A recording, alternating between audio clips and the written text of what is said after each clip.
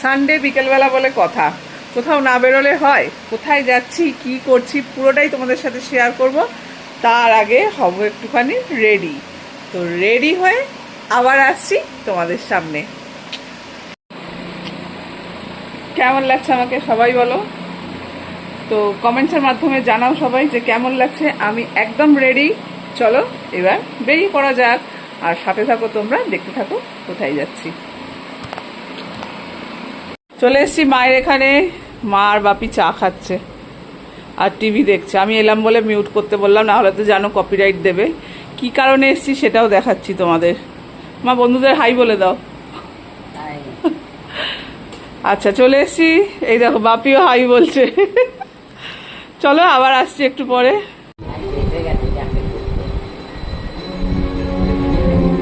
দেখো তো ডাল দিয়েছে মা, ওই জন্য এসছি। এইরকম থকথকে ডাল, এই দেখো তোমরা খাও কিনা জানি না। আমাদের বাড়িতে হাতাটা সরাও মা।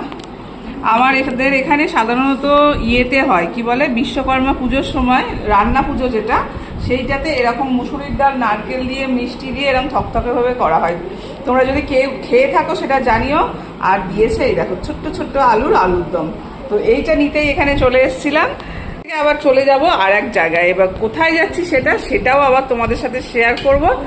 ক্রমশ প্রকাশ্য, সবই দেখতে পাবে, সাথে থাকো খালি।